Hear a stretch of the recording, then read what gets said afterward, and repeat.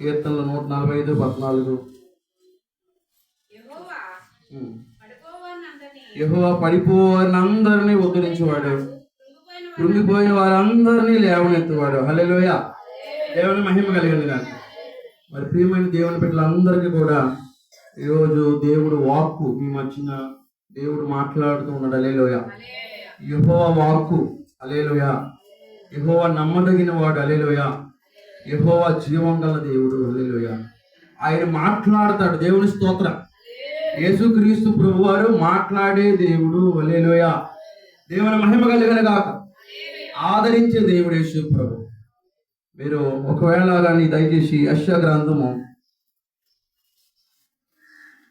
40:31 చదవండి. 40 అధ్యాయం. యెహోవా కొరకు ఎదురు చూచువారు, యెహోవా కొరకు ఎదురు చూచువారు నూతన బలం పొందుదురు. వారు పక్షిరాజు వలె రెక్కలు చాపి పైకి ఎగురుదురు. హల్లెలూయా. చాలండి. దేవుని స్తోత్రం. హల్లెలూయా. దేవుని మహిమ కలుగును గాక. హల్లెలూయా. దేవుని దృష్టిలో హల్లెలూయా నాకు ఒక స్టేట్ ఉంటుందండి, ఒక దైవజనుడిగా. హల్లెలూయా. చాలా మంది మిరియాములు అనుకుంటారు మోషే అక్క. హల్లెలూయా. వాళ్ళు ఏమనుకుంటారంటే యేసుక్రీస్తు నామంలో మేము కూడా ఎవరంటండి, హల్లెలూయా, మేము కూడా యాజకులము రాజులము. మేబీ యాజకులు రాజులు, కానీ మోషే ప్రత్యేకమైన వాడు. హల్లెలూయా. మోషే తన ఇల్లు అంతట్లోనే నమ్మదగిన వాడు. హల్లెలూయా. మోషే దేవుణ్ణి ముఖాముఖంగా చూసేవాడు. దేవుని మహిమ కలుగును గాక. హల్లెలూయా. ఆయన ప్రత్యేకంగా పిలుచుకున్నవాడు మోషే. దేవుని మహిమ కలుగును గాక.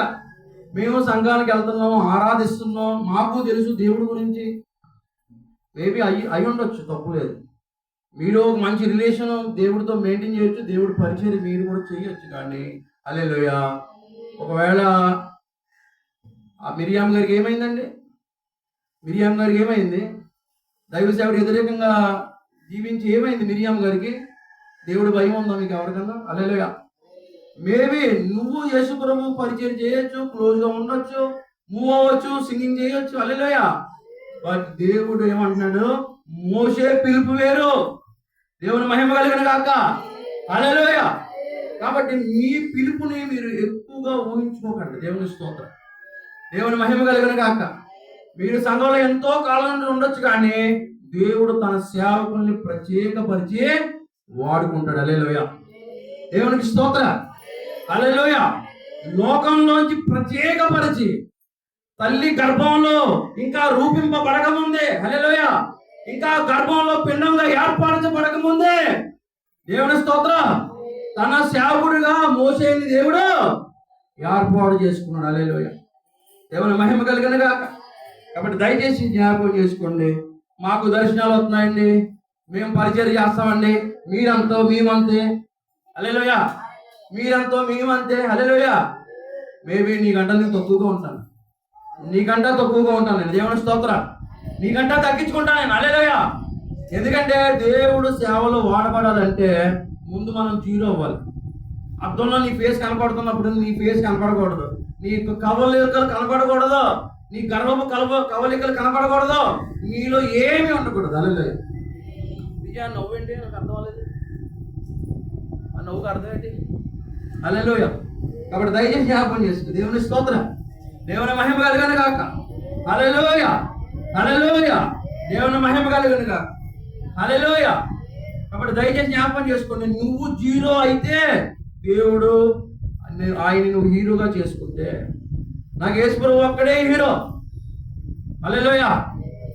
దేవుని మహిమ కలుగును గాక. నేను ఎవరికి ఫ్యాన్ కాదు, నేను ఎవరికి బ్యాచ్లు ఇస్తాను. హల్లెలూయా. నాకు యేసుక్రీస్తు ప్రభువారు, ఆయన పేరు తాడడానికి కూడా నాకు అధికారం లేదు. హల్లెలూయా. అర్హత లేదు నాకు. హల్లెలూయా. కానీ ఆయన ఏర్పాటు చేస్తున్నాడు కాబట్టి మీ మధ్యన ఉన్నాను. దేవుని స్తోత్రం. నేను ఆయన్నే కనపరుస్తాను. హల్లెలూయా. ఈ రోజుకి 5 మందిరాలు కట్టాడు దేవుడు. హల్లెలూయా. 5 ఊళ్ళో పరిచయం చేస్తున్నాం. ఎప్పుడు ఒక దండ కానీ ఒక సాలో కానీ ఎరగము. హల్లెలూయా. ఎందుకంటే నా దేవుని నేను కనపరుచుకోవాలి, ఆయన పని చెయ్యాలి బలంగా. దేవుని మహిమ కలుగును గాక. ఆయన పని చేయాలి, ఆయన సువార్త ప్రకటించాలి, ఆయన కొరకు బ్రతకాలి. ప్రతిరోజు ఈ ఆశ నూతనంగా మారిపోతుంది, ఇంకా బలమైన కోరికగా మారిపోతుంది. ఎందుకంటే ఏజ్ అయిపోతుంది కదా, వయసు అయిపోయేటప్పుడు అలా ఏం చేయాలా? హల్లెలూయా, ఆయన రాజ్యం కట్టాలి. మనం దేవుని స్తోత్రం. చాలా వెళ్ళిపోతున్నాం మనం, బేగా మన దినాలన్నీ కలిసిపోతున్నాయి. హల్లెలూయా. రాంబాబు గారు ఇక్కడ కూటమి అన్నప్పుడు హల్లెలూయా నేను ఎంతో ఆనందపడ్డాను. ఎందుకంటే ఆయన ఇంటికి వచ్చి నేను పరిచర్య చేయడానికి కాదు, హల్లెలూయా, పరిచర్య చేయించుకోవడానికి కాదు, చెయ్యాలి. హల్లెలూయా. ఎందుకంటే చాలా మంది యూత్ పరిచర్య ఎలా చేస్తారో ఎవరి జీవితాలు చూసుకుని వాళ్ళు చాలా దూరాలు వెళ్ళిపోయారు. హల్లెలూయా. ఇక్కడ పాస్టర్ గారు ఒకరి సంఘంలో ఎవరు లేరంటే, సంఘంలో ఎవరు లేరు, నెక్స్ట్ జనరేషన్ లేరు. నెక్స్ట్ జనరేషన్ ఎక్కడికి వెళ్ళిపోయారు? వాళ్ళ యొక్క భవిష్యత్తు గురించి వెళ్ళిపోయారు. హల్లెలూయా. బట్ నాకు అన్ని అయి ఉన్న దేవుడు ఒకడు ఉన్నాడు. దేవుని స్తోత్రం, దేవుని మహిమ కలిగిన కాక. హల్లెలూయా. కాబట్టి మోషే పిలుపు వేరు. మోషే తన ఇల్లంతట్లో నమ్మకస్తుడు, సాత్వికుడు. దేవుని మహిమ కలిగిన. హల్లెలూయా. కాబట్టి దయచేసి జ్ఞాపకం చేసుకోండి, నేను చెప్పే మాట హల్లెలూయా ఏదైతే ఉందో అది దేవుడు రూఢీపరిచి చెప్పి పలికిన మాట. యెహోవా పడిపోయిన వారందరినీ ఉద్ధరించేవాడు. హల్లెలూయా. కృంగిపోయిన వారందరినీ లేవనెత్తివాడు. దేవుని స్తోత్రం. హల్లెలూయా. హల్లెలూయా. ఎప్పుడైనా ఎవరికైనా అప్పుల్లో పడిపోయి ఉన్నారనుకోండి, మన బంధువులు మన చుట్టాలు ఏం చేస్తారండి? అప్పుల్లో ఉన్నప్పుడు దేవుని స్తోత్ర, వాళ్ళ ఇంటికి వెళ్తే మనల్ని డబ్బులు అడుగుతారా అని చెప్పేసి వాళ్ళు ఆయా పక్క నుంచి వెళ్ళిపోతారు. హల్లెలూయా. పేదోళ్ళకి ఎవరో స్నేహితులు ఉండరు, ధనవంతులకి ఎంతో మంది స్నేహితులు ఉంటారు. హల్లెలూయా.